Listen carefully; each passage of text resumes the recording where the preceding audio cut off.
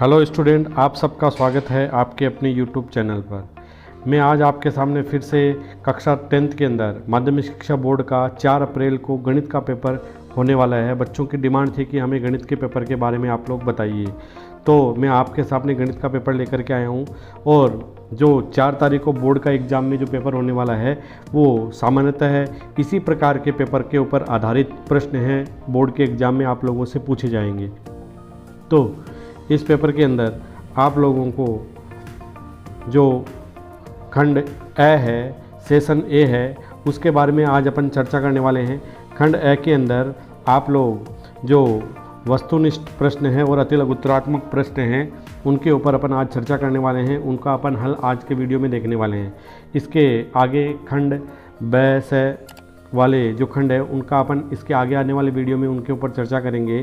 तो जो प्रश्न क्रमांक 1 है हमारे पास में, पहला प्रश्न है, उसका जो पहला दे रखा है कि निम्न में से अपरिमेय संख्या है। इस प्रकार का पेपर जो प्रश्न है वो बोर्ड के एग्ज़ाम में लगभग इस बार पूछने की पूरी संभावना है।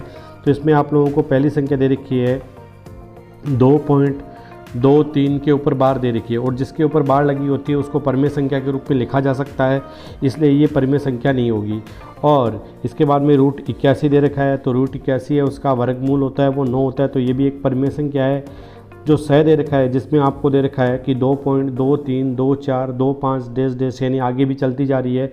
तो इस प्रकार की जो संख्या है वो अशांत दशमलव वाली अनावर्ती परिमेय संख्या है। और इस प्रकार की जो अशांत अनावर्ती वाली परिमेय संख्या होती है वही क्या होती है, अपरिमेय संख्या होती है। और 2 है वो एक परिमेय संख्या है, इसलिए इसका जो आंसर होगा, राइट आंसर, वो आप लोगों का सही आंसर है वो हो जाएगा।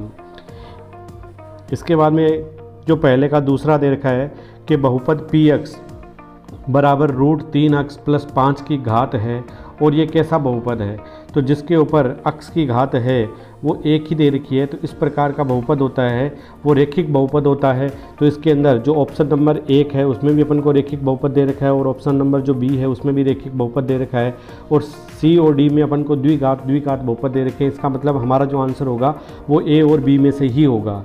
अब ए और बी में से कौन सा होगा, x की घात अपन को यहाँ पर दे रखी है 1 है इसके ऊपर, और जो x के ऊपर घात 1 होती है तो ये कौन सा होगा, इसका जो बी ऑप्शन हो जाएगा वो राइट आंसर हो जाएगा। x की घात है वो 1 है, इसलिए 1 घात वाला रेखिक बहुपद होगा।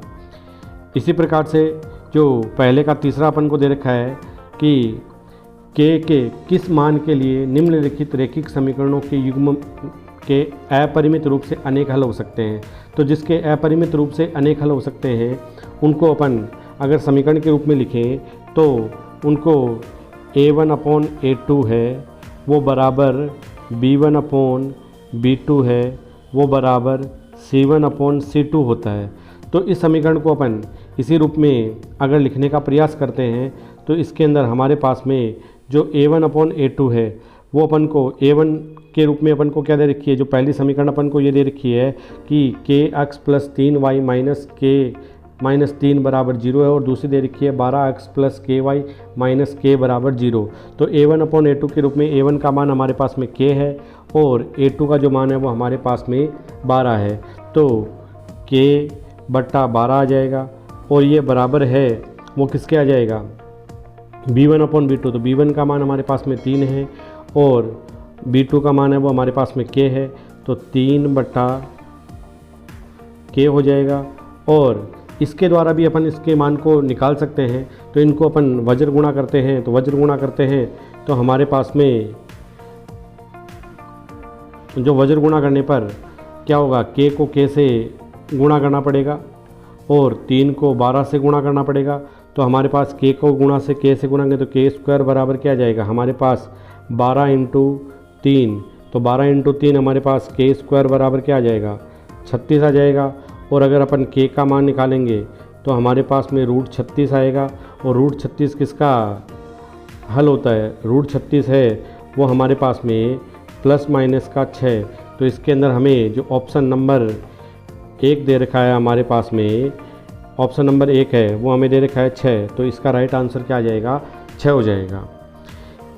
इसी प्रकार से हमें क्वेश्चन नंबर जो 4 दे रखा है कि b² बी स्क्वायर है माइनस 4ac छोटा है 0 से। इसका मतलब बी स्क्वायर माइनस 4ac है वो 0 से छोटा है। इसका मतलब क्या है, उसका मान क्या होगा, अगर ये छोटा है तो इसका मान क्या होगा, माइनस में आएगा। और अगर किसी का मान माइनस में हल होता है तो उसके दोनों मूल क्या होंगे, काल्पनिक होंगे, यानी उसका कोई हल विद्यमान नहीं होता है। तो इसका बी ऑप्शन है वो राइट आंसर हो जाएगा। अब इसके बाद में जो क्वेश्चन नंबर है इसका पहले का 5वां है, उसके अंदर अपन को दे रखा है कि एक समांतर श्रेणी है जिसके अंदर a1 है वो हमारे पास में दे रखा है -3 है, a2 है वो माइनस का 1/2 है, a3 है वो 2 दे रखा है और इसका अपन को 11वां पद निकालना है। तो हमें जो भी पद निकालना होता है उसके लिए हमारे पास में फॉर्मूला होता है कि अपन को 11वां पद निकालना है। तो 11 के लिए क्या फॉर्मूला होता है, a + 10d होता है। अब हमारे पास में a तो दे रखा है लेकिन d हमें नहीं दे रखा है, तो d हम लोग ज्ञात कर सकते हैं, d है वो हमें ज्ञात करना है। तो d ज्ञात करने का जो फॉर्मूला होता है वो हमारे लिए है वो d बराबर होता है a2 - a1। तो a2 हमारे पास में क्या है, माइनस का 1/2 है, ये माइनस का है, और a1 हमारे पास में क्या है, -3 है। तो ये माइनस माइनस दोनों क्या हो जाएंगे, माइनस का 1/2 और जो माइनस का 1/2 और माइनस माइनस क्या हो जाएंगे, प्लस हो जाएंगे। 3 में से आधा अपन घटाएंगे तो हमारे पास में क्या रहता है, शेष 2.5 रहता है। 2.5 को अगर अपन सही भिन्न के रूप में 2 से 1/2 रहता है, प्लस में मान रहेगा। अगर अपन इसको सही भिन्न के रूप में लिखेंगे तो 2 दूनी 4 और 1 5, तो 5/2 हमारे पास में क्या आ गया, डी आ गया। अब अपन इसके मान को इस फॉर्मूले के अंदर रखते हैं। तो फॉर्मूले के अंदर अगर इसके मान को रखेंगे तो ए का मान हमारे पास में क्या दे रखा है, 3 दे रखा है, प्लस हमें 10 का 10 है, और डी का मान हमारे पास में क्या आया था, गुणा 5/2। 2 से ये 10 कट गया 5 बार, 5 × 5 25, 25 में से -3 घटेंगे तो हमारे पास में आंसर आएगा 22। तो इसके अंदर जो ऑप्शन होगा हमारा वो ऑप्शन नंबर ए है 22, वो इसका राइट आंसर हो जाएगा। अब इसके बाद में है वो क्वेश्चन नंबर है पहले का 6 दे रखा है कि एक आकृति अपन को दी हुई है इसके अंदर, ठीक है ना। इस प्रकार से एक आकृति अपन को दे रखी है। इस आकृति के अंदर अपन को दे रखा है कि डी है वो BC के समांतर, यानी ये रेखा और ये रेखा आपस में क्या दे रखी है, समांतर दे रखी है। जिसमें AD का मान अपन को दे रखा है x, BD का मान दे रखा है x - 2, AE का मान अपन को दे रखा है x + 2, और अपन को EC है उसका मान दे रखा है x - 1। तो x का मान होगा, तो ये आप लोगों की प्रश्नमाला जो 6 है उसके अंदर थेलस प्रमेय पर आधारित प्रश्न है। तो इस प्रश्न को अगर आप लोग थेलस प्रमेय के आधार पर अपन इसको हल करते हैं तो थेलस प्रमेय अपन को कहती है कि अगर कोई त्रिभुज है उसमें भुजाओं का एक युग्म समानांतर होता है तो अन्य दोनों भुजाएं क्या होती हैं, हमेशा समान अनुपात में होती है। तो थेलस प्रमेय है उसके अनुसार अपन के पास में जो आएगा वो क्या आएगा, थेलस प्रमेय अपन को कहती है कि AD है वो बट्टा DB होगा और AE है वो बट्टा EC होगा। तो इसके अंदर AD और BD, AE और EC के मान अपन इसके अंदर रखेंगे और रख करके इसके मान को हल करेंगे। तो इस प्रश्न का आप लोग इस फॉर्मूले की सहायता से इसको हल करके और इसके आंसर को मेरे को कमेंट बॉक्स में बताइए। ये प्रश्न आप लोगों को हल करके मेरे को कमेंट बॉक्स में मैसेज कीजिए। फिर इसके बाद में है वो प्रश्न संख्या है वो पहले का 7वां दे रखा है अपन को कि बिंदु P है जिसका निर्देशांक अपन को दे रखा है -3 और -4 की y अक्ष से दूरी बतानी है। तो y अक्ष से जो दूरी होती है वो अक्ष निर्देशांक का मान होता है। तो इसमें अक्ष निर्देशांक का मान अपन को क्या दे रखा है, -3 दे रखा है।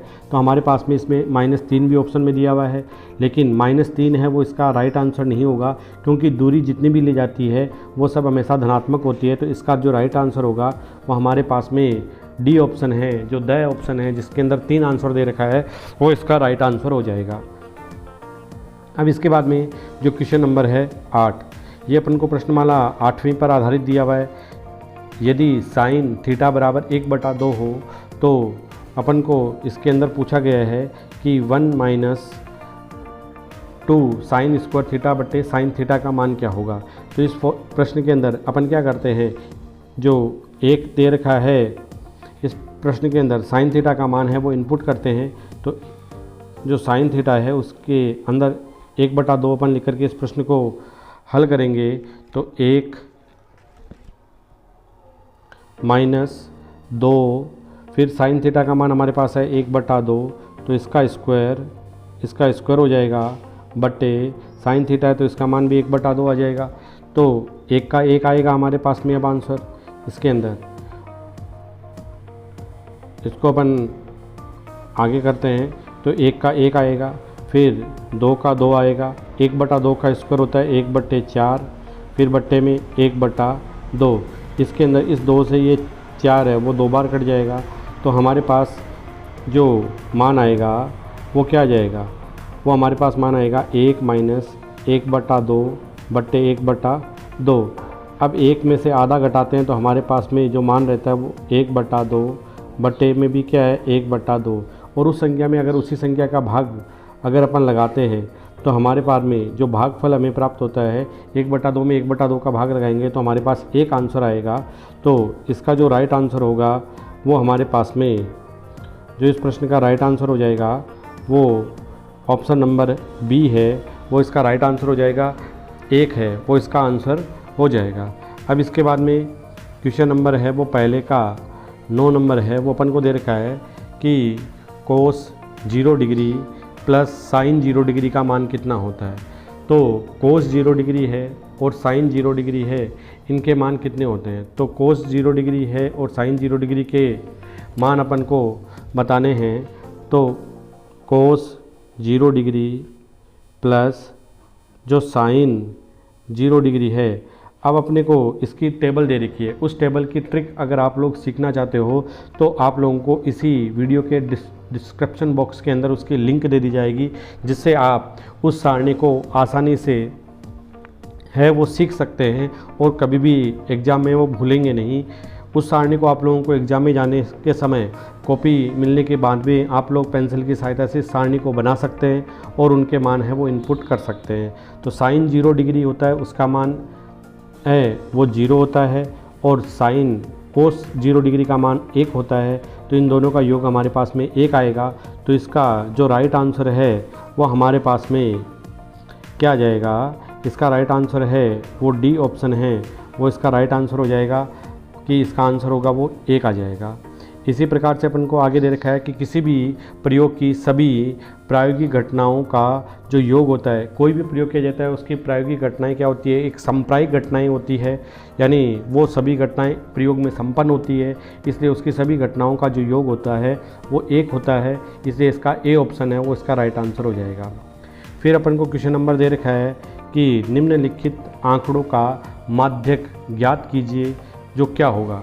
अपन को किसी का भी माध्यक ज्ञात करना का पूछते हैं तो अपन को सबसे पहले उन सभी जो मान अपन को दे रखे हैं इन मानों को अपन को क्या करना होगा, सबसे पहले इन मानों को अपन को क्रम से इनको लिख करके फिर इनका माध्यक है वो ज्ञात किया जाता है। इन माध्यम को आप अगर क्रम से लिखोगे तो आपके पास में जो प्रश्न दे रखा है उस प्रश्न के अंदर आप देखिए कि हमारे पास में जो सबसे छोटी संख्या है वो इसके अंदर दे रखी है वो 13 है। तो सबसे पहले 13 आएगा, फिर उसके बाद में इसके अंदर जो इससे बड़ी जो संख्या है वो अपन को दे रखी है 19 है, वो इसके बाद में आएगी। इसके बाद में अपन को दे रखी है 20 है, वो आएगी। इसके बाद में अपन को 25 दे रखी है तो 25 आएगी। इसके बाद में अपन को 26 दी हुई है तो 26 आ जाएगी। उसके बाद में अपन को दे रखा है 28 तो 28 आ जाएगा। उसके बाद में अपन को दे रखा है 33 तो 33 आ जाएगा। इसके बाद में अपन को 34 है वो 2 बार दे रखा है तो 34 है वो 2 बार आएगी। और इसके बाद में अपन को 36 दे रखा है तो 36 है वो भी 2 बार आएगी। अब आप लोग इनकी संख्या को गिन लीजिए तो इसमें संख्या है वो 1 2 3 4 5 6 7 8 9 10। इसमें जो कुल संख्याएं हैं वो हमारे पास में संख्याएं दे रखी है वो 10 दे रखी है। अगर सम संख्या अपन को दे रखी होती है तो सम संख्या अगर अपन को दी हुई है तो इन सम संख्या है इन सम संख्या के लिए एक फॉर्मूला है वो इसके अंदर काम आता है। वो फॉर्मूला है सम संख्या के लिए माध्य निकालने का एक फॉर्मूला होता है, वो होता है n/2 + 1 वां पद प्लस n/2 वां पद बट्टे 2 होता है। तो इसमें हमारे पास में जो पदों की संख्या है वो हमें क्या दे रखी है, पदों की संख्या है वो हमें इसके अंदर दे रखी है। पदों की संख्या है वो हमारे पास में, हमें पदों की संख्या है वो 10 दे रखी है। तो इस फॉर्मूले के अंदर अपन इनकी संख्या है वो लिखते हैं। तो n का मान हमारे पास 10/2 + 1 वां पद हो जाएगा, फिर 10/2 वां पद हो जाएगा बट्टे 2। तो 10/2 क्या होता है 5, 5 + 1 क्या होता है छठा पद होता है। तो इसके अंदर छठा पद और 10/2 का मतलब क्या होता है 5वां पद। तो हमारे पास में छठवां पद और 5वां पद बटा 2 आ जाएगा। अब हमारे पास में जो छठा पद और 5वां पद क्या दे रखा है, एक इसके अंदर जो पद की संख्या दे रखी है वो पहला, दूसरा, तीसरा, चौथा, 5वां, छठा पद ये है और 5वां पद हमारे पास में 26 है और छठा पद हमारे पास में 28 है। तो इनके मान को अपन इसके अंदर लिख लेते हैं कि हमारे पास में जो छठा पद है, छठा पद अपन को क्या दे रखा है 28 दे रखा है और 5वां पद अपन को 26 दे रखा है बट्टे 2।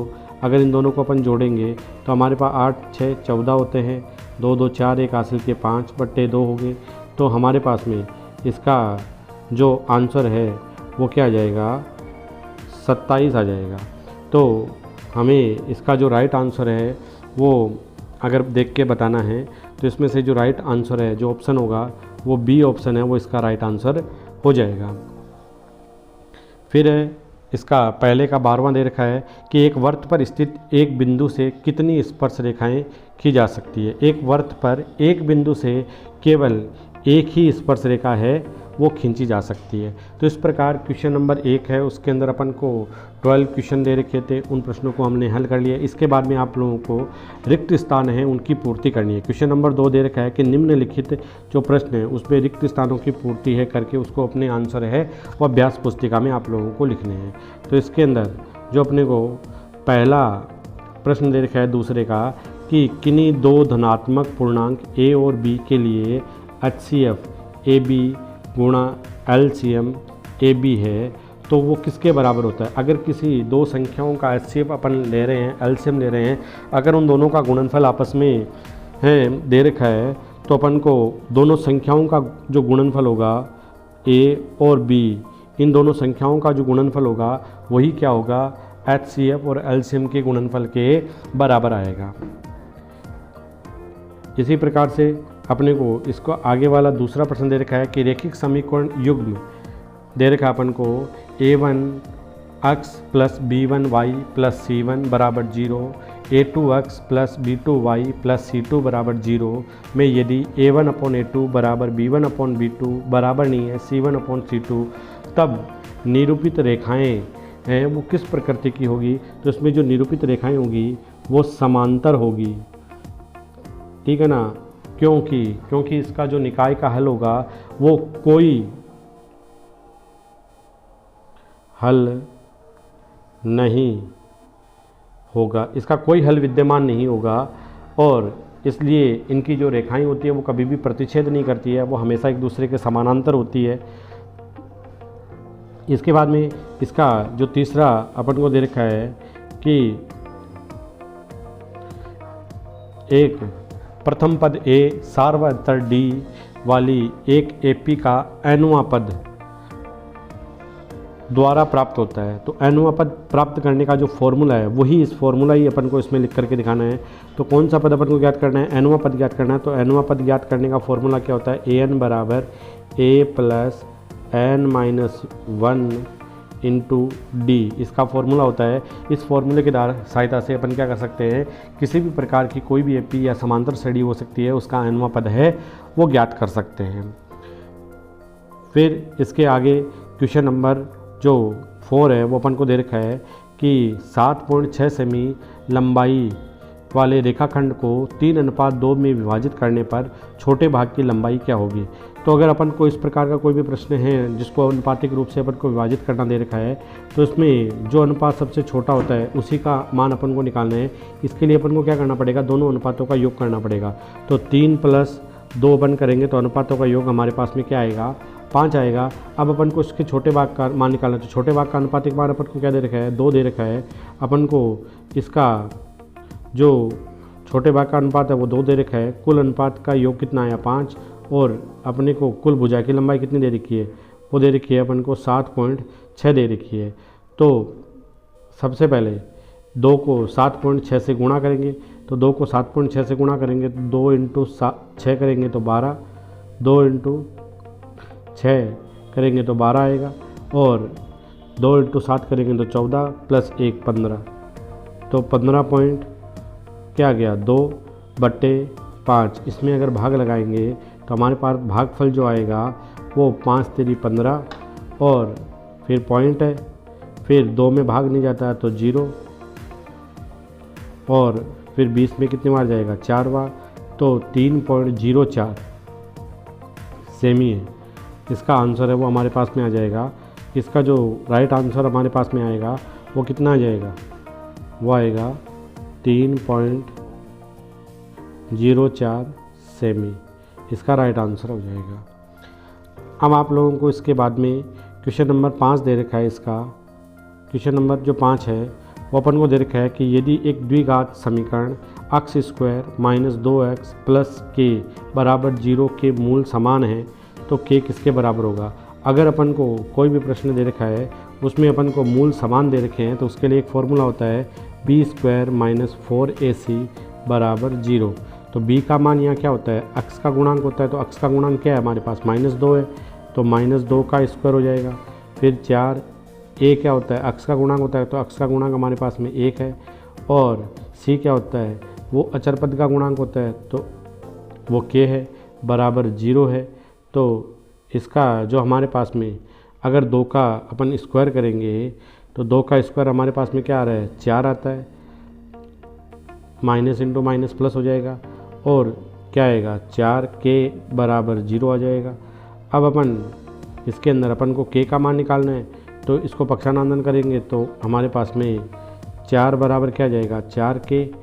तो k का मान क्या आ जाएगा, 4/4, एक आंसर आ जाएगा। तो इसलिए इसका जो राइट आंसर है वो k का मान हमारे पास में क्या आएगा, k का मान है वो एक आंसर है वो आएगा।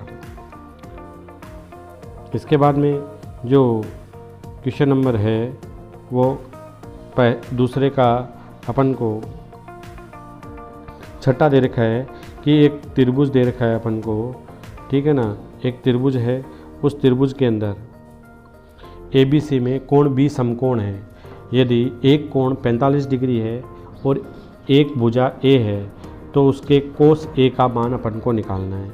अगर कोई भी त्रिभुज है जिसमें अपन को एक समकोण त्रिभुज है, वो अपन एक समकोण त्रिभुज है उसको बना करके देखते हैं। एक समकोण त्रिभुज है, उसकी सहायता से अपन इस प्रश्न को हल करते हैं।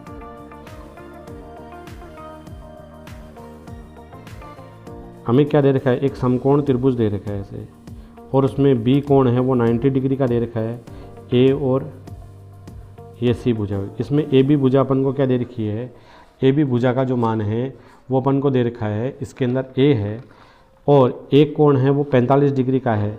तो अगर एक कोण 45 का है तो दूसरा कोण भी क्या होगा, 45 ही होगा। और अगर दो कोण बराबर होते हैं तो बराबर कोणों की भुजाएं भी बराबर होगी, तो इसकी दूसरी भुजा भी क्या आएगी, हमारे पास में A आएगी। अगर किसी समकोण त्रिभुज में आधार और लंब बराबर है तो उसका कर्ण क्या होता है, हमेशा वो उस भुजा का √2 होता है, यानी A √2 हो जाएगा। अब अपन को इसके अंदर किसका मान निकालना है, कोस A का मान निकालना है। तो कोस A है वो A का मान अपन को क्या दे रखा है, 45 डिग्री होगा, और कोस A का मान 45 डिग्री है। तो कोस 45 डिग्री है, या कोस A का मान अगर अपन लिखते हैं तो उसके अनुसार भी इसको हल कर सकते हो आप कि कोस A बराबर क्या हो सकता है, कोस A है तो कोस बराबर हमारे पास में क्या होता है, आधार बटे कर्ण होता है। और आधार बटे अगर कर्ण है तो इसमें अगर हमने क्या मानी है, ए को कोण के रूप में माना है तो बी सी है वो लंब होगी, ए बी इसका आधार होगी, क्योंकि थीटा कोण की सम्मुख भुजा है वो क्या होती है, हमेशा जो थीटा कोण है उसकी सम्मुख भुजा हमेशा लंब होती है, तो ए बी क्या हो जाएगी, आधार हो जाएगी, बी सी है वो लंब हो जाएगी, और 90 डिग्री के सामने की भुजा क्या हो जाएगी, कर्ण हो जाएगी। तो इसके अंदर हमें आधार क्या दे रखा है, आधार का मान ए दे रखा है और कर्ण का मान दे रखा है a/√2, तो ए से ए कैंसिल हो जाएगा, तो हमारे पास में इसका आंसर क्या आ जाएगा, 1/√2 इसका आंसर आ जाएगा। तो इसके अंदर जो आंसर के रूप में अपन को लिखना है कि इसका जो आंसर है वो हमारे पास कोस ए का मान क्या आएगा, कोस ए का मान आएगा 1/√2 आ जाएगा। अब है इसका क्वेश्चन नंबर 3 है, अति लघुत्तरात्मक प्रश्न हैं, इन प्रश्नों को आप लोगों को हल करना है। तो अति लघुत्तरात्मक प्रश्न हैं, इनको आप लोग पढ़ लीजिए। आगे वाले वीडियो में अपन इन्हीं प्रश्नों के ऊपर क्रमशः चर्चा करने वाले हैं। इन प्रश्नों को हल करके इनके आंसर है वो आप लोग कमेंट बॉक्स में सेंड कीजिए। तब तक के लिए धन्यवाद, गुड बाय।